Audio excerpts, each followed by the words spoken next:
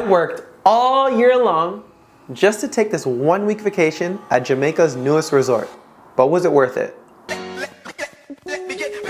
I'm going to tell you everything I experienced at Jamaica's newest resort, the RIU Palace Aquarelle.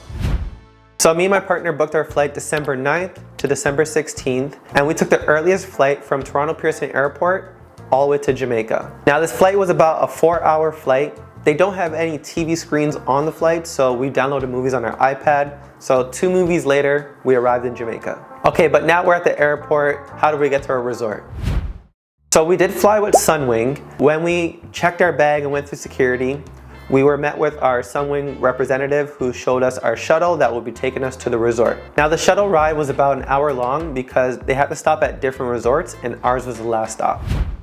So we actually got to the resort a little bit earlier than our check-in time. We only had to wait about 15 minutes until we got a text saying our room was ready for us. But in between that time, we met another Sunwing representative who let us know that they're there until 4 p.m. every day. If we have any questions, we go to them. And they also offered us drinks. So off to a pretty good start, right? Now before I talk about food, pools, and all that other stuff, let's talk about the room.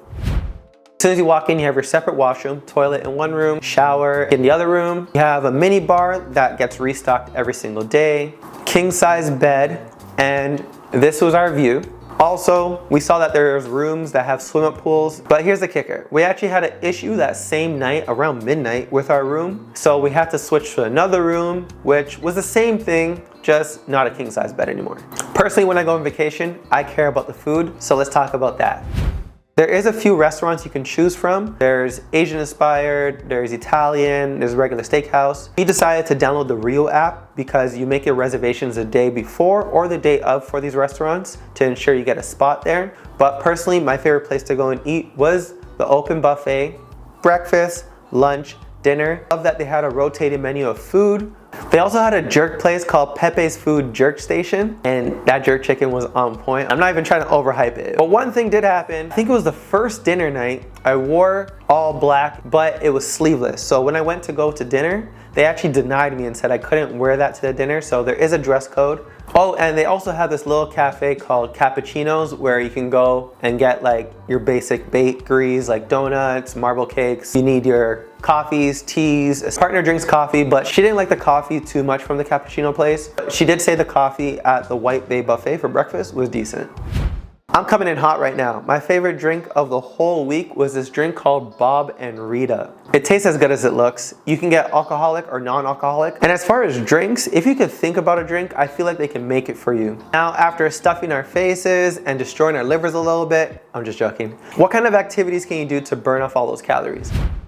They have something called RIU Fit where you can go and do exercise classes, dance classes. And they also just have activities going on throughout the day at the resort. And they also have activities for kids. So this is a family-friendly resort, but more on that later. If you're a person that just likes to chill, relax, and watch other people do activities, let's talk about the entertainment team. Now the entertainment team, they bring the vibes, I'm telling you. Like they're very welcoming and they're very talented. So I'm not even trying to overhype them. They had a Jamaican cultural show and different themed shows throughout every single night. But they also had guest performances. So they had a reggae band, a Latin band, and a steel pan group. They were sick. They had 3 pools. 2 of them had swim-up bars. They also had a water slide, which was not only for kids, because I had to hit it myself. It also had a designated kids water park. And there was moments where they had like a foam party in the water where they say no kids allowed, or what they call Paw Patrol.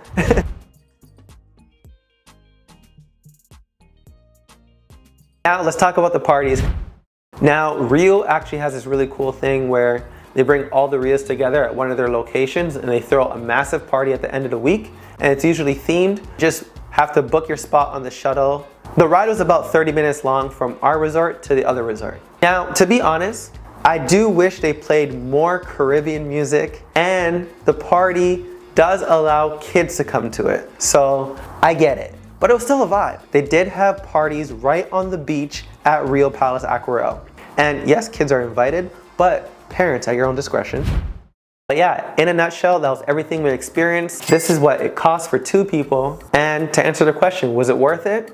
As people that love a balance of having something super hype, but also being able to stay low key, I would say, yeah, it was worth it.